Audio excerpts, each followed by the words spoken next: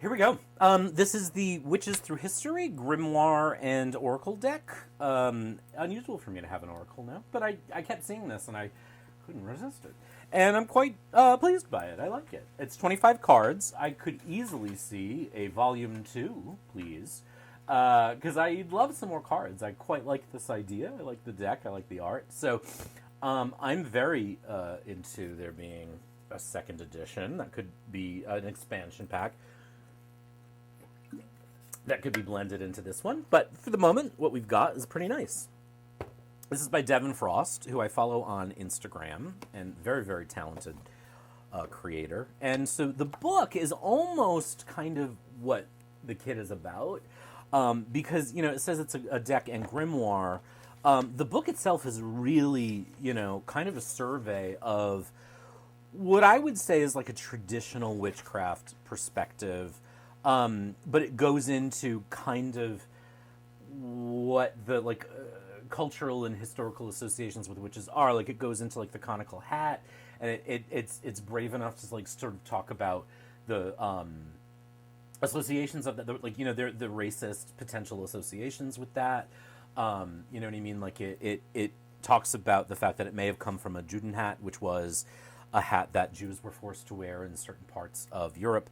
So it's not shying away from any of the darker parts of the history. This is not sort of like woo-woo Lululemon, you know, Becky witchcraft.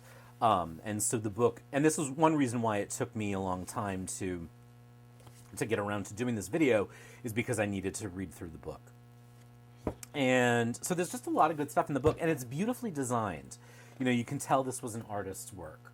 And it's just like we're going to get all kinds of, you know, it's like if you have someone in your life, or first of all, if you want the Oracle, great. But if you have someone in your life and they're like, oh, I kind of want to explore this stuff, but I don't want this sort of like schmoopy, like pop culture witchcraft, like this might be a good introductory tome. So beautifully, beautifully done. There's also a calendar, I just found out. And then the cards are really not, they're like tarot size. And we'll zoom in here. And there are 5 suits, and each suit has, I think, 5 cards. And so it's like there, you know, you get the elements air, water, fire, and spirit, and then within each sort of a couple, or not a couple, but like a handful of icons, right, for lack of a better term. So here we are in fire. We've got wand, which is inspiration, opportunity, and potential. The hound, fidelity, ferocity, and conviction, rather. And they sort of have these fiery natures. The devil, temptation, constraints, and negativity. This is one where I wish we could go a little more positive, I think, but whatevs. You know, I find the devil is a particularly sexy entity. And divination, this image is quite sexy. Temptation fits there, but constraints, not necessarily where I would go with it. But again, like, I didn't create this, so creators can do whatever they want. I'm just sharing what I would like to see, right? But you can also read these however you want to, right? Isabel Gowdy. Now, there are going to be names in this deck that you may not know, and one of them might be this, right? And the book tells you all about it. I'm not going to do that to keep this video relatively short, because it, you know, it is an Oracle deck, but you know, here I am doing an Oracle walkthrough, right? So good for me. Foxglove, energy, ambition, productivity. Oh, I'm sorry, I didn't tell you what Isabel Gowdy represented. Pride, risky behavior, and slyness. Foxglove, energy, ambition, productivity. And so those are the fire cards, and then we move into the water cards. So we've got Belladonna, illusion, trickery, and delusions. Mother Shipton, who you'll learn all about in the book. Awareness, gut instinct, and intuition. The Toad, adaptability, restlessness, and change. The Cauldron, reflection, insight, and inner wisdom. Agnes Waterhouse, intense emotion, culpability, and morality. The Raven, intelligence, deftness. Oh, sorry, now we're in air. Intelligence, deftness, and inner depths. The Broom, purification, cleaning, and clarity. Alazan device, influence, rumor, persuasion. Again, all of these people that you don't know, you will read about in the book. Lavender, rest, calm, and positivity. Now, I'm sorry, we're still in air. Gide spend major, withholding setbacks and delays. And then the suit of earth. Now, I will say, one of the things that has kept me from anything witchy in life is the fact that it seems like it's a space for women, which no problem with, right? Legit. Men are gross, men are disgusting, and are known for ruining spaces. I unfortunately happen to be one of those creatures, and so I sort of stayed away from witchery stuff because it just felt like it wasn't for me. It was for women, right? You know what I mean? Like, in the sense of, these are communities, these are spaces, these are practices specifically for women. Obviously, the vast majority of people, you know, who have been impacted by anti-witchcraft laws in history, women of color, right? For sure, I would say too, trans non-binary women, or trans women, non-binary people, but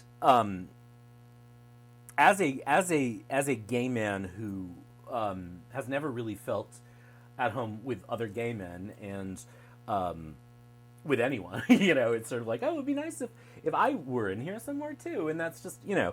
So again, there's not that aspect of this, and again, you know, that's just a thing that I wish, but it is, you know, it is a reason that I've stayed kind of away from it, you know what I mean, but not so much in the last year or more, really more. So again, mandrake root, unpredictability, caution, vigilance. Amulet, luck, confidence, and grounding. Earth, the horned god, nature, masculine energy, and abundance. I am happy that this card is here, and it sort of takes the positive aspects of the devil, so you get kind of both there, because it is, you know, again, the devil's a non-binary, much like Baphomet, right, a non-binary entity. So it's nice that this is here. This was actually the first card I got. And it was timely because I was reading a lot about the Horned God in that moment. The Serpent, transformation, rebirth, hidden knowledge. Kirki is how I believe that's pronounced Kirki, right? Not Circe. Although I find Circe is much lovelier to say. I believe it's pronounced Kirki. Some of these names are harder to find out because we don't have historical record of them, but I think that this is one where we do know, you know what I mean? But again, it's tough too with languages that aren't quite spoken anymore, in Greek and Egyptian, ancient versions of those languages are not, they're somewhat lost, right? So we don't really know, but scholars tell me, and I believe them, that this is pronounced Kirki. Protection, sensuality, and excess. This was the most recent. I got this yesterday. I was on a conference call and I was shuffling cards waiting for people to come on, and I said, what's my witchy mission for the weekend? And I got the owl, wisdom, spirituality, and dreams, which is quite cool. And I'm an owl person. I've always loved owls since childhood. Hecate, liminality, transition, and crossroads. Torch. Oh, so now we're in spirit, I think. Yes, we are. So the owl and Hecate are both in spirit. So I changed suits and didn't notice. Those were the remainders of air. So spirit, the owl, Hecate, the torch, enlightenment, hope, and manifestation. Did I tell you what Hecate was? Liminality, transition, and crossroads. Torch, enlightenment, hope, and manifestation. Actually, my person here usually, they don't. I sometimes call them he, but it's they don't have a torch. But Baphomet usually has a torch. Witch of Endor, divine assistance, cooperation, and guidance. And then Dandelion, divinations, clairvoyance, and spirit communication. So, because this is a very small walkthrough, I thought I could pick a card for all of us. So, you know, just going into the whatever day you're watching this, we'll say this is something to be on the lookout for that may benefit you, and benefit me, because I could stand to be benefited a little bit. Right. So what will benefit us in the day following, or the day to come after watching this or recording it? Shuffles pretty nicely for a deck. You know, decks that don't have a lot of cards on them or in them don't always shuffle that well. This one's quite nice, but I would very much endorse a volume 2 for me. Pretty please.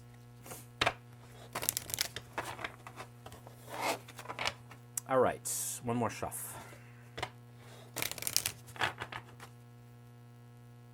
And I'll split the cards. What's going to bring us some goodness? The Witch of Endor. Divine assistance, cooperation, and guidance. So I'm going to go to the book and actually read you what Devin Frost says about this card. That is in the Spirit Suit.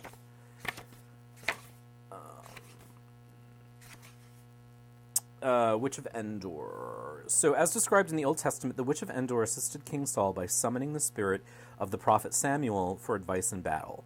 When she appears in a reading, it's assigned to ask for help, for a helping hand from a trusted mentor, teacher, friend, or spirit guide. There is no shame in asking for help, and oftentimes a better outcome can be reached when more than one hand is at work. So what I would say about this as your message as an interpreter is be on the lookout for a helping hand. I think in this case, it's not necessarily that you need to ask for anything because the card is showing up. You might have something that you want to ask for help, but be on the lookout. There might be something spiritual extending a hand to you in the next day. And if there is, I hope so, and I hope it's helpful. So that is the really quite lovely, very European, but, traditional witchcraft is very centered on kind of English, British, and I think that this seems very trad craft, which it's not a bad word in my book. And actually I find it much more relevant these days than kind of the more goddessy, Wicca-y kind of stuff. Again, there's nothing wrong with any of that. I did, in a recent blog post, say that I don't find Wicca sexy, and I don't, but that doesn't mean it can't be. That's just me saying dumb shit I shouldn't say. So I hope you enjoyed this. Take care. I really love this. I love it so much that I would love more. And that's a good thing, right? For an artist, leave them wanting more. And the book is really good. I really think it's great. And, in the back, there's like documentaries and things to watch. Like, it's just a really nice, I think, it's great for you, but it's a nice gift too. And I think like it really makes a nice kind of, let's call it a gateway into the exploration for folks. So really, really, really cool. Nice job, Devin Frost. I really dig it. And for me to want to show an Oracle deck is pretty rare. So as always, take care, be good, and we will talk soon.